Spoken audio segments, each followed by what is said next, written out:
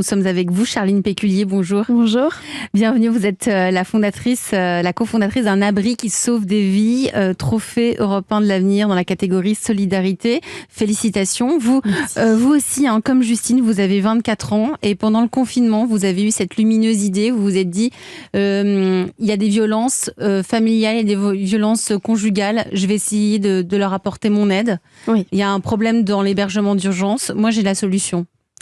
C'est ça, c'est né en fait de la recrudescence des violences conjugales et intrafamiliales pendant le confinement. On en parlait beaucoup et on parlait beaucoup du fait qu'il y avait peu de solutions d'hébergement. Et en fait, si vous n'arrivez pas à vous extraire du domicile et si vous n'avez pas de solution d'hébergement d'urgence, c'est très difficile de partir. Donc nous, on voulait offrir une complémentarité à l'hébergement d'urgence qui existe aujourd'hui en faisant appel à la solidarité nationale tout simplement, donc à des particuliers, des professionnels, des collectivités territoriales qui peuvent prêter un logement vacant ou une partie de logement en cohabitation. Donc, des logements en cohabitation, ça veut dire quoi ? C'est une famille là, qui vous écoute, elle a une chambre de libre, elle peut accueillir une femme qui est en détresse aujourd'hui ? Effectivement, elle peut accueillir une femme, pourquoi pas avec ses enfants, selon la capacité évidemment, chacun fait comme il peut.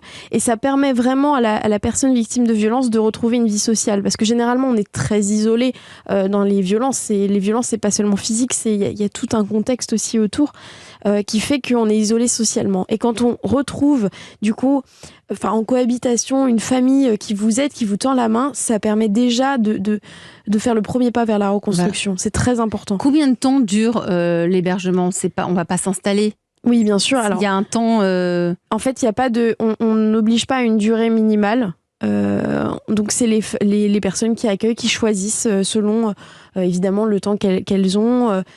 Généralement les personnes s'engagent pour une semaine par exemple. Ça peut être juste une semaine, mais c'est suffisant pour le temps de la reconstruction. Alors, les gens s'engagent pour une semaine dans un premier temps en disant on va voir comment ça se passe. Et puis généralement ça se passe bien. Et donc ça continue un peu plus longtemps, ça dépend vraiment des personnes.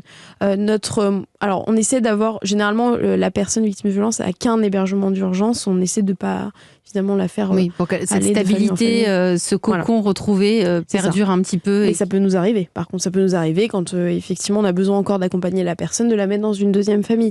C'est pas gênant en soi parce que elle est toujours bien accueillie, mais effectivement on essaie de limiter. Et vous allez leur rendre visite ? Vous assurez une continuité, un suivi ?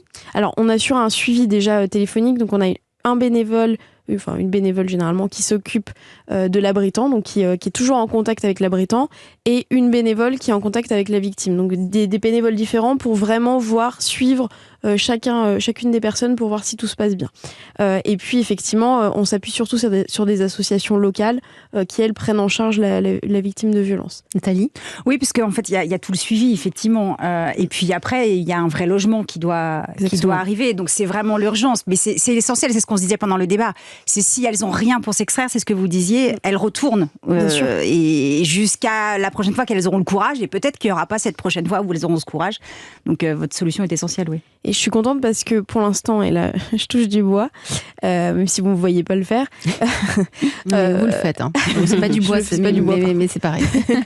On n'a pas eu de retour à domicile. C'est-à-dire qu'une personne victime de violence qui a été hébergée chez nous n'est jamais retourné au domicile. Ça, c'est un vrai succès. Oui. Voilà. Enfin, au domicile avec son agresseur. Alors, comment je fais là pour nos auditeurs, nos auditrices ? Ils ont envie de vous aider pour un abri qui sauve des vies. Il y a un site internet, il y a quoi ? Oui. Alors, on a un site internet qui s'appelle unabriquisauvedesvies.fr, donc tout attaché. Et donc, il y a un formulaire à remplir si vous souhaitez être abritant.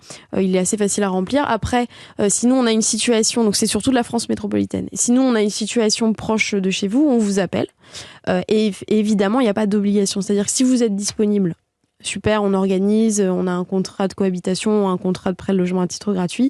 Par contre, si effectivement vous n'êtes pas disponible pour X ou Y raison, il n'y a pas besoin de justifier, ce sera pour une autre fois. Donc voilà, il faut vraiment se sentir serein, c'est très très souple comme association. Très souple. Ça s'appelle un abri qui sauve des vies, trophée européen de l'avenir dans la catégorie solidarité. Merci à vous, Charline Péculier, pour ces belles idées, pour toute cette audace. Il fallait le faire.